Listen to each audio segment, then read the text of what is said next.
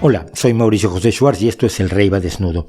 La magia es la creencia en que se puede influir sobre la realidad utilizando métodos sobrenaturales y ahorrando trabajo. Su ejemplo clásico es el aprendiz de brujo que descubre cómo limpiar la casa sin esfuerzo.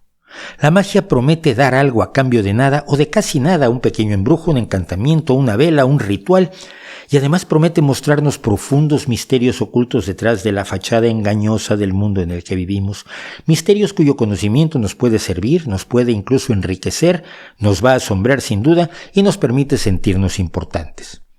Y nada como la magia mezclada con la religión, cuando puedes intercambiar mensajes con los inquilinos del paraíso o del purgatorio, utilizando como intermediario a una app humana, una persona que funciona de intermedio o medium. Viejo sueño humano. En la Biblia, en el primer libro de Samuel, el rey Saúl no puede consultar a Dios sobre cómo derrotar a los filisteos y busca entonces a la bruja de Endor, que invoca el espíritu del profeta Samuel, y este llega solo para decirle que va a perder la batalla contra los filisteos y para remate también va a perder su corona, que pasará a manos de David. Hay por supuesto espíritus más amables como los que hablan con las médiums chinas, llamadas Moon Mai Po, que no sé cómo se pronuncia, disculpas, o con las médiums japonesas llamadas Itako. Pero aquí nos vamos a concentrar hoy en la comunicación con los espíritus de los muertos, no con dioses o ángeles u otros seres metafísicos o metafóricos, asunto que por cierto ya tocamos en parte cuando hablamos de los fantasmas. Hoy el tema es sobre todo hablar con los muertos. Aunque, por otro lado, igual podríamos pensar que los ángeles y demás seres preternaturales están muertos, ¿no? ¿Dios está muerto? Es un muerto. Si hablas con Dios, ¿estás hablando con un muerto? Cristo, por supuesto, está muerto. Según la leyenda, fue crucificado por los romanos, de lo que también ya hemos hablado. Y esto propone la curiosa posibilidad de que quienes dicen tener visiones de Cristo, lo que ven sea realmente un fantasma, ¿no? No, pero resucitó en cuerpo y alma. Entonces está vivo, muerto como los zombies. Un fantasma no es un espíritu. Desde este punto de vista, ¿acaso todas las visiones y apariciones de santos, vírgenes y cristos de varias edades son todas experiencias con fantasmas?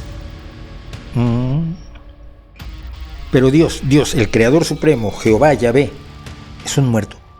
Ciertamente no está vivo. Es decir, los seres vivos están dotados de cuerpo, de sentidos, de células que se alimentan y se reproducen, ¿no? Sin eso, estás muerto. Cuando un creyente habla con su Dios, cualquiera que sea este, desde Ahura Mazda y Anubis en la A hasta Seke y Zeus en la Z, ¿están hablando con muertos como en una sesión espiritista? ¿Acaso eso es lo que quería decir Nietzsche cuando afirmó Dios está muerto en su libro del mismo nombre? ¿Y era lo que preguntaba Black Sabbath en su canción precisamente llamada ¿Dios está muerto? Pero entonces, ¿el diablo también es un muerto? ¿Un muerto puede crear vida? No vamos a responder estas preguntas hoy por falta de tiempo, nada más. Así que vamos a hablar con los muertos que estuvieron vivos, pero no son dioses ni ángeles, aunque hayan estado vivos, ni nada de eso. Pero está muerto, ¿no? Vamos a hablar de los que dicen que hablan con los muertos, sin más líos. Si bien vamos a ir al pasado, esto no deja de ser un tema actual. La revista New Yorker informaba en mayo de 2021 que casi un tercio de todos los estadounidenses, más de 100 de sus 330 millones de habitantes, afirman haberse comunicado con al menos un muerto, y muchos con varios, y para ello le dejan a los psíquicos, videntes, mediums o como guste usted llamarles a estos estafadores, la friolera de $2,000 millones al año, ya sea en persona, por teléfono, por televisión, por TikTok, por Twitch, por Instagram o por cualquier otro medio imaginable, más los que vengan. Nadie sabe cuánto vale el negocio en España, pero si la timadora más conocida hoy en día, Esperanza Gracia, puede comprar desde hace años media hora en la televisora líder de España todas las noches, podemos darnos una idea de sus ingresos, mientras que su comadreo con Irene Montero, ministra de Igualdad, así como las conocedoras referencias de astrología de esta última, sirven de brújula para darnos una idea de la implantación de la superchería en el país, entre los poderosos y en eso que yo llamo izquierda feng shui, peleada a muerte con la ciencia. Pero todo esto tuvo un principio. Y en realidad tuvo dos principios, uno oficial y otro real. Vamos al principio oficial.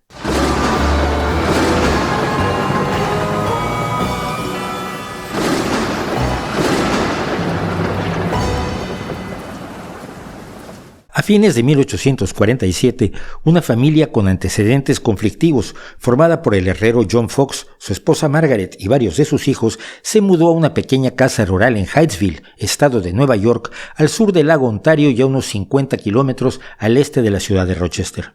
La casa, se rumoreaba en el pueblo, había sido escenario del asesinato de un comerciante viajero en algún momento del pasado, cosa de la que la familia Fox no tuvo noticias sino hasta después de mudarse. En marzo de 1848, la familia empezó a experimentar acontecimientos que los afectaron como metodistas y gente normal, rural de mediados del siglo XIX. La madre se aterrorizó, mientras que John era un poco más escéptico. Sin causa visible se producían golpes, chirridos como de muebles moviéndose, chasquidos y otros ruidos extraños que parecían venir de la nada, o eso es lo que pensaron. Las pequeñas, Margareta o Maggie de 14 años y Catherine o Kate de 11, dijeron que los ruidos se debían a un espíritu que se comunicaba con ellas. Era el 31 de marzo. Las chicas dijeron a su madre que las estaba visitando un espíritu descarnado que se llamaba Mr. Splitfoot, o señor pie hendido. El espíritu era incapaz de hablar desde el más allá, pero podía responder a sus preguntas con golpes o rappings. 2 para sí y 1 para no. Y las niñas le mostraron a su madre cómo hacían que el señor Splitfoot hiciera lo que ellas pedían, como dar 5 golpes o 15. La madre preguntó entonces al espíritu cuántos hijos había parido y respondió con absoluta precisión: 6. La angustiada madre procedió a traer vecinos para que atestiguaran el prodigio y a su vez le hicieran preguntas al espíritu. Todos quedaron convencidos. La noche siguiente llegaron más vecinos que buscaban comunicarse con el otro mundo. Alguien propuso un código para transmitir letras del alfabeto, de modo que el alma en pena pudo revelar que había sido asesinado unos 5 años atrás y estaba enterrado en el sótano de la casa de los Fox. Los vecinos procedieron a excavar el sótano, pero de manera misteriosísima, como suele pasar en primavera por aquellos lugares, empezó a llover de modo abundante y un arroyo cercano inundó el sótano, haciendo imposible la excavación, que luego quedó en el olvido. Los vecinos y otros visitantes convencidos empezaron a formar fila en la puerta de los Fox para formularle a los espíritus preguntas, esperando ponerse en contacto con sus respectivos seres queridos ya fallecidos. Uno de los visitantes fue el abogado E. Lewis, procedente de un pueblo cercano, que interrogó a los vecinos, a antiguos inquilinos de la granja, y mantuvo una larga conversación con los padres de las niñas. Como resultado de sus pesquisas, a fines de mayo de 1848, publicó el panfleto Informe sobre los misteriosos ruidos escuchados en la casa de John D. Fox en Hydesville, Arcadia, condado de Wayne, autentificados por los certificados y confirmados por las declaraciones de los ciudadanos de ese lugar y vecindad. Un título verdaderamente impresionante. Pero las exigencias de los vecinos crecían y la familia tuvo que refugiarse en la casa de uno de los hermanos mayores de Kate y Maggie, donde por cierto los golpes seguían como si el espíritu se hubiera mudado con ellas a la nueva casa.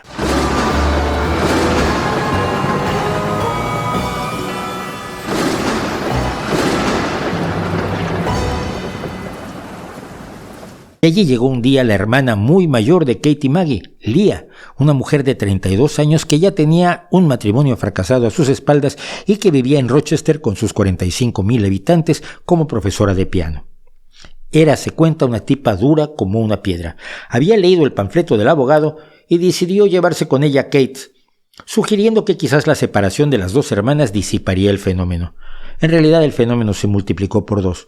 Los golpes seguían en Hydesville y empezaron en Rochester. Leah era ante todo una mujer práctica que sintió que el mundo necesitaba disfrutar las magníficas capacidades de sus hermanas para comunicarse con el mundo más allá de la tumba, sobre todo desde que una pareja poseedora de una considerable fortuna, los Granger, pidieron que Leah les ayudara a comunicarse con su hija fallecida Harriet a través de Kate.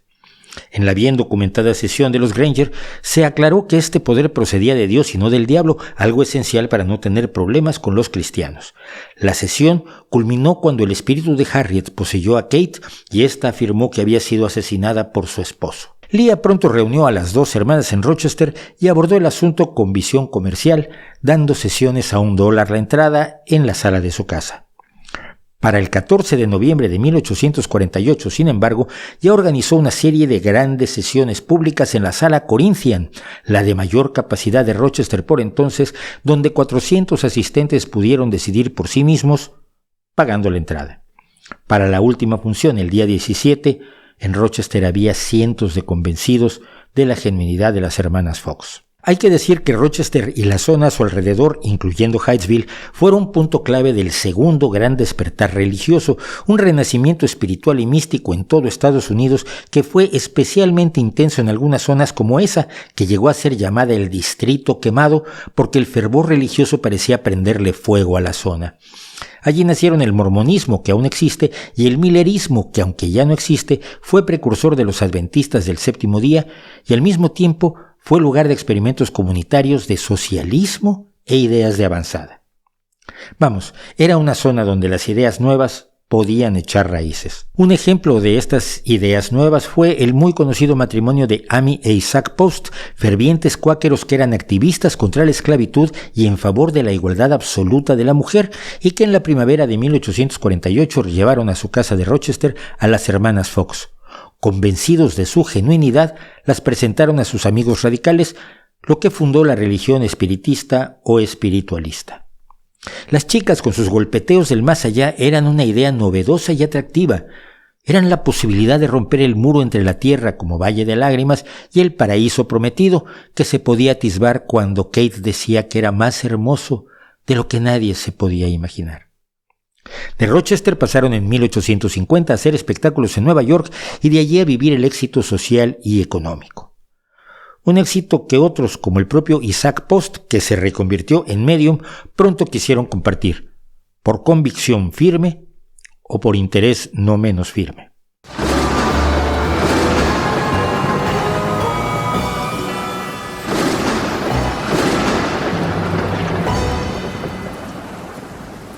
Antes de pasar al boom del espiritismo o espiritualismo, hay que contar el otro punto de vista, el no oficial, uno menos cuatromilenario, sesgado y yuyuyante que el que hemos usado ahora, el punto de vista del creyente a ciegas. Ahora vamos a abordar el tema desde el punto de vista que no acepta lo que se le cuenta sin antes examinarlo y que después de examinarlo descubre que lo que se le ha contado no ha sido del todo preciso. Así que volvamos un momento a ese marzo de 1848 y volvamos a contar la historia.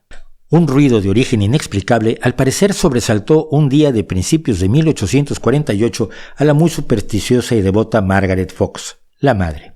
Sus dos hijas, Maggie y Kate, que eran muy cercanas y dormían en la misma habitación, empezaron a fraguar un plan para asustar a su madre. Descubrieron que si ataban una manzana con un hilo y la dejaban caer en el piso de madera, el estruendo era enorme. Si luego la traían bajo las sábanas con el hilo al que estaba atada, el cuerpo del delito desaparecía. Descubrieron también cómo hacerse restallar los dedos de los pies, como quien se truena los nudillos, para que sonaran como golpes, e incluso aprendieron a chasquear los dedos de los pies, como suele hacerse con los de las manos. Durante varios días le hicieron pasar malos ratos a su madre hasta ese 31 de marzo, cuando, habiendo aderezado sus habilidades con una historia basada en las supersticiones que ya existían sobre la casa, sometieron a su madre a la experiencia de decirle que hablaban con el señor Splitfoot, y decían: «Haga lo que yo, señor Splitfoot», y daban 3 palmadas y a continuación se oían 3 golpes. Y el espíritu hacía lo que ellas decían porque el espíritu eran ellas. Y respondía con precisión a las preguntas de la madre porque sabía todo lo que sabían Maggie y Kate sobre temas como los partos que había tenido. Por cuestiones que luego comentó Maggie, se cree que estaban prestas para contar que todo era una broma previa al Día de los Inocentes, que en Estados Unidos y otros países es el 1 de abril. Era 31 de marzo. Pero cuando la madre llegó ante las niñas con los vecinos, las dos traviesas se dieron cuenta de que la broma se les había salido de las manos y una confesión probablemente redundaría en una tremenda paliza, castigos y demás problemas al exponer a su familia al ridículo público en un pequeño poblado. La opción que tenían era seguir el cuento en una huida hacia adelante y por temor lo siguieron. Cuando la gente del pueblo, como la señora Redfield y su marido, los Duslers, los Hydes y los Jewels, preguntaron cosas, el espíritu respondió con lo que sabían las chicas. Además, la admiración y el cariño que empezó a mostrar la gente a las dos pequeñas a cambio de esta patraña pasó factura. Siguieron el cuento, todos les creían y las elogiaban. todos menos Leah, que rápidamente se dio cuenta de que las dos malandrinas de sus hermanas pequeñas estaban embaucando a todos a su alrededor. Se llevó a la más pequeña para sacarle una confesión y de paso probar sus habilidades con un público como los Grangers. El asunto marchaba y Leah instaló un jugoso negocio con sus hermanas, afinando y desarrollando el acto para hacerlas más atractivas a públicos cada vez mayores, entre los que había intelectuales, políticos y magnates, tan dispuestos a creer como los incultos y pobres vecinos de Hydesville. Algunos por ahí, sin embargo, no estaban por la labor de tragarse el embuste sin más, así que empezaron a circular historias de que Leah, por ejemplo, solía entablar conversaciones con los asistentes a las sesiones en las que intentaba sacar información personal, con la que luego los espíritus responderían correctamente a las preguntas, asombrando a todo el mundo. Este procedimiento, que no sabemos si existía antes o fue una aportación de Leah al embuste paranormal, llegó a su culminación no hace muchos años con un predicador llamado Peter Popoff, cuya mujer interrogaba a los asistentes a sus servicios religiosos para luego pasar la información por radio a través de un auricular o pinganillo. Este embuste fue desenmascarado por James Randi, por cierto. Pero hay que señalar que Peter Popoff hoy sigue embaucando gente, como las Fox siguieron pese a estos informes, ya que muchos investigadores que las estudiaron no fueron engañados por ellas y proclamaron que eran unas embusteras. Preferían quedarse con la historia de los investigadores a los que sí habían logrado engañar. No todo era éxito. A veces las hermanas fueron atacadas por quienes las veían como herejes, incluso tratando de secuestrar a Maggie en una ocasión. Para 1849 la emoción ya se había desgastado y querían salir de los reflectores. Pero daba igual. La gente no quiere oír nada negativo que lastime sus creencias. La gente quiere prodigios, y prodigios les dieron las carretadas de médiums, hombres y mujeres, que de pronto proliferaron por todo el mundo como los hongos después de la lluvia. Según el New Haven Journal, en 1850 ya había al menos 40 familias en Nueva York que afirmaban tener los mismos poderes. Un año después había 100 médiums actuando en Nueva York, de varias categorías, por supuesto. Como no había ocurrido en toda la historia humana, de pronto miles y miles de personas descubrían que podían comunicarse con los muertos.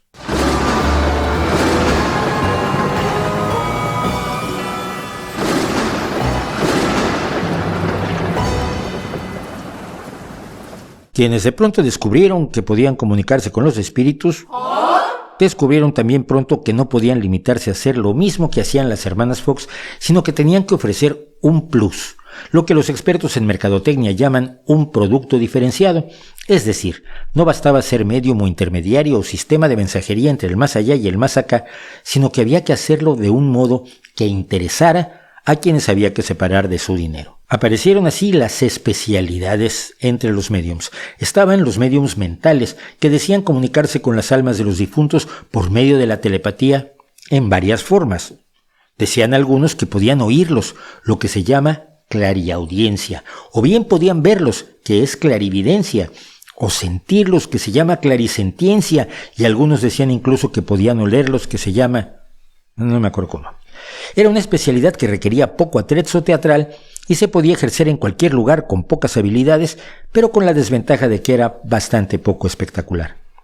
Luego estaban los médiums de voz, los que prestaban, o eso decían, sus pulmones y garganta para que hablaran los espíritus, generalmente con voces guturales, fantasmales y fatigosas. Por cierto que Leonardo da Vinci había señalado en uno de sus libros de nota, en el pasaje identificado como 1213, hablando de la necromancia o magia con los muertos, y hay libros llenos declarando que los encantamientos y los espíritus pueden obrar y hablar sin lenguas y sin instrumentos orgánicos, sin los cuales es imposible hablar. Inteligente que era Leonardo.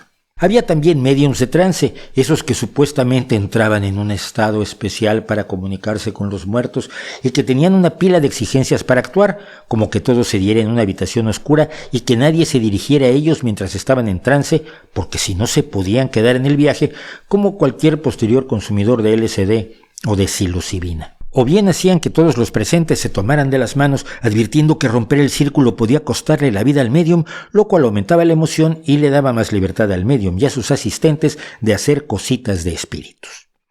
Muchos médiums tenían además la especialidad de médium físico, que es el más impresionante y teatral.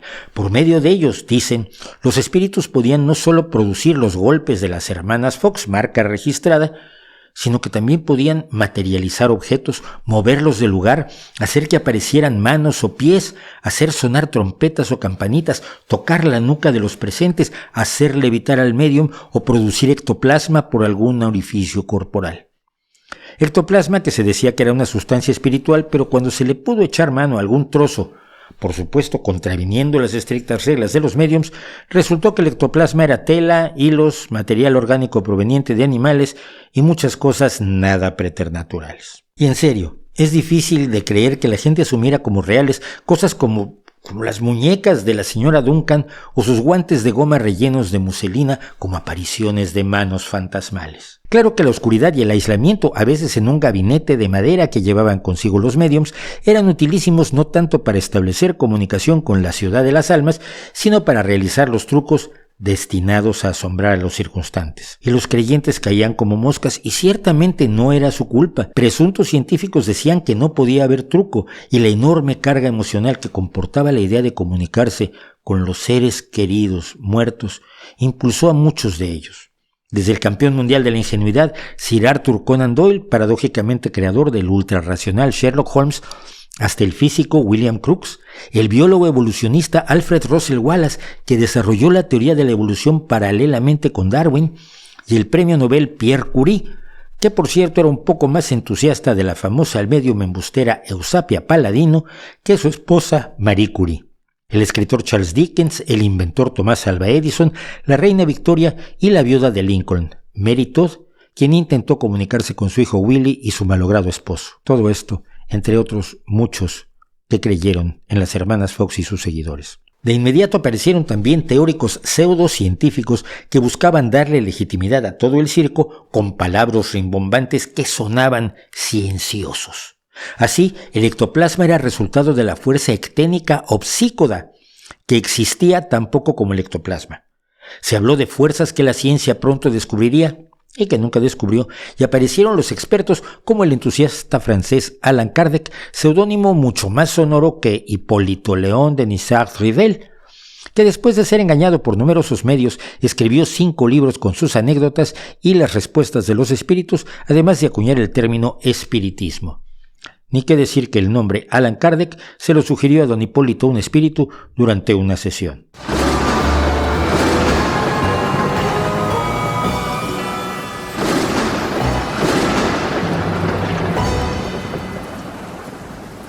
¿Para qué querían los fallecidos del pasado soplar trompetitas, hacer sonar campanillas o responderles a los presentes preguntas cuya respuesta ya se sabía la persona que la formulaba? Este es el tipo de preguntas que se hacían algunos que se resistían al influjo de lo que no parecía ser sino una nueva forma de entretenimiento, pero una forma que tenía el enorme peligro de jugar con los más delicados y profundos sentimientos de quienes eran esquilmados por sus practicantes. Y además, a los médiums con frecuencia se les pillaba en el acto haciendo directamente trucos y trampas en sus actos, tanto así que necesitaron un pretexto que les ofreció el astrónomo y escritor francés Camille Flammarion, diciendo que todos los médiums hacían trampa, pero que eso era para quedar bien o por no decepcionar al público, pero que a pesar de eso había médiums reales, aunque a veces hicieran trampa.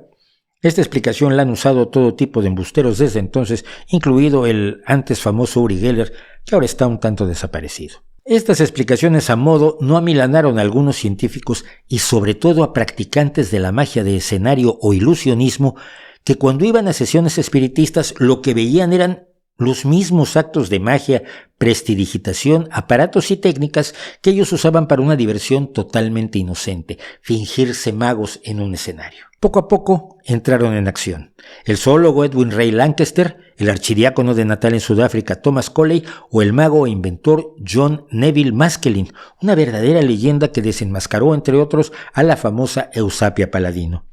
Su eficacia fue tal que no faltó quien dijera que no es que pudiera replicar los efectos de los médiums usando procedimientos naturales, sino que, en realidad Maskelyne tenía poderes paranormales. Los creyentes son a prueba de bombas, a prueba de agua, a prueba de datos, a prueba de hechos y, por supuesto, a prueba de pruebas. El más famoso desenmascarador de médiums fue, sin embargo, Eric Weiss, a quien nadie conoce con ese nombre, pero sí como Harry Houdini. El maestro escapista, el mago que sigue siendo modelo a seguir para todos los magos profesionales y aficionados del mundo.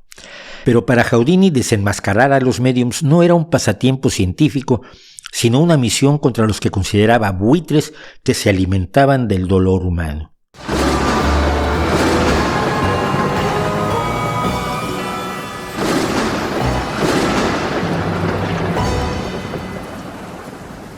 En 1922, su amigo Arthur Conan Doyle convenció a Houdini de comunicarse con su difunta madre mediante Jane, la esposa del escritor que era medium. ¿Quién lo iba a imaginar? En la sesión que se hizo ese año, ella escribió, supuestamente animada por la mano fantasmal de Cecilia Weiss, montones de páginas donde incluso les deseaba a todos feliz Navidad. Pero las páginas estaban en inglés y Cecilia no hablaba ni escribía inglés, sino yiddish. Y había sido esposa de un rabino, el padre de Houdini, una devota judía que difícilmente pondría cruces en sus cartas y menos felicitaría la Navidad, aunque hubiera aprendido inglés en el más allá. Desde ese momento Houdini se lanzó a exhibir a todos los médiums que tuvo a su alcance usando sus habilidades. Aquí, por ejemplo, lo tenemos haciendo que un espíritu haga sonar una campanilla, moviéndola con el pie. Aquí lo tenemos también haciendo sonar una trompeta mientras le sostienen las manos. ¡Milagro! ¡Milagro!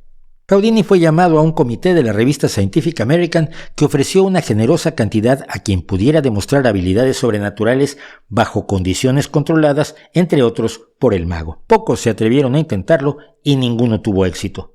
Y como esto no atraía a los médiums, Houdini empezó a ir a sesiones espiritistas disfrazado y siempre acompañado por un reportero y un oficial de policía.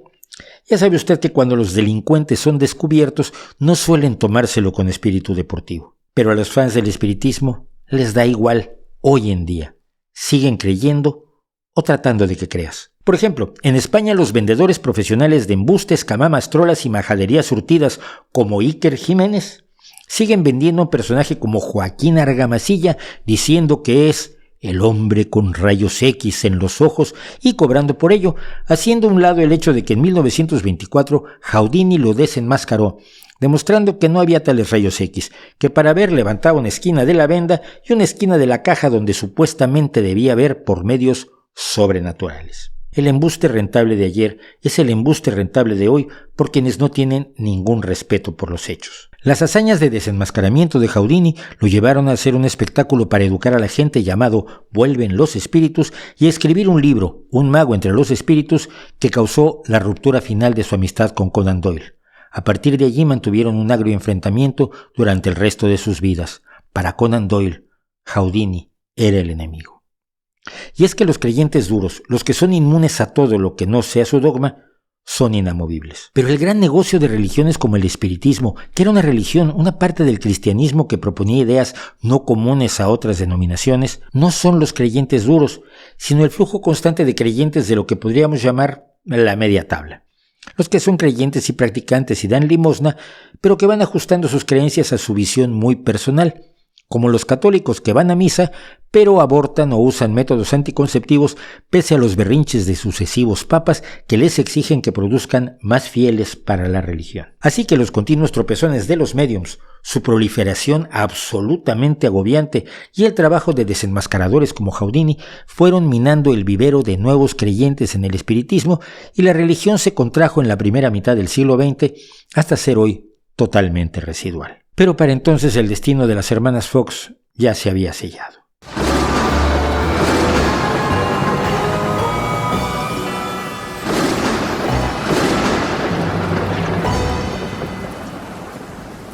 En 1851, el explorador ártico y médico Elisha Kane asistió a una de las sesiones de las hermanas y se prendó de Maggie, con quien empezó una relación romántica pese a no creer en sus poderes espiritistas. Después de una malograda expedición en 1853, la salud de Kane se resintió y acabó muriendo en 1857. Se dice que había intercambiado compromisos con Maggie en una llamada ceremonia de ley consuetudinaria, pero nunca hubo pruebas de ello. Maggie se convirtió entonces al catolicismo y trató de retirarse de las labores de mediumnidad, pero al no contar con el apoyo de la familia de su presunto marido, volvió a su viejo oficio y desarrolló un serio problema con el alcohol. Por su parte, Kate había sido educada por el fundador y dueño del New York Tribune, un fervoroso creyente, Horace Greeley. Cuando terminó sus estudios y fue mayor de edad, volvió a trabajar como médium, ahora con las especialidades añadidas de la escritura guiada por espíritus y la mediumnidad de voz, que de manera impresionante podía ejercer al mismo tiempo. Y también desarrolló un serio problema con el alcohol. Leah, que se había casado, había enviudado y había vuelto a casarse ahora con un rico banquero, trató de salvar a sus hermanas de la adicción, lográndolo en parte con Kate, que pasó a casarse en Londres con un abogado británico en 1871, con el que tuvo 2 hijos. Pero él murió en 1881 y 4 años después Kate volvió a Estados Unidos y volvió a beber. Tanto que en 1888 fue arrestada por beber en público y el Estado le quitó a sus hijos por esa adicción. El 21 de octubre de ese mismo año, 1888, Maggie se presentó en la Academia de Música de Nueva York y dio una larga confesión sobre cómo ella y su hermana habían creado el embuste con el que habían vivido 40 largos años, además de demostrar en el escenario su capacidad de provocar sonidos con los pies, y dijo que Leah sabía desde el principio que eran unas embusteras. Desde uno de los palcos, Kate asentía. Maggie dijo: «He visto tantos engaños miserables que por ello estoy dispuesta a afirmar que el espiritismo es un fraude de la peor calidad». Los creyentes se dividieron. Unos decían que la confesión se había hecho por odio de las 2 muchachas a Leah. Otros decían que las habían obligado a confesar, pero eran médiums genuinas, y otros decían que incluso ciertos espíritus malvados habían tomado el control de las 2 famosas médiums. Leah murió en 1890 luego de conseguir que Margaret se retractara de su confesión, algo que fue muy poco creíble después de la demostración que había hecho de sus habilidades produciendo chasquidos. La reputación de las hermanas Fox estaba destruida. Kate murió en 1892 con los riñones destrozados por el alcohol, y Maggie un año después de un ataque al corazón. Ambas, todavía jóvenes, murieron además en la más abyecta pobreza, protegidas por amigos. Y a nadie se le ocurrió hacer una sesión espiritista para comunicarse con ellas. Pasarían 30 años donde otros se beneficiaron para que el espiritismo empezara a caer bajo los embates de la razón. ¿Qué aprendemos de esta historia?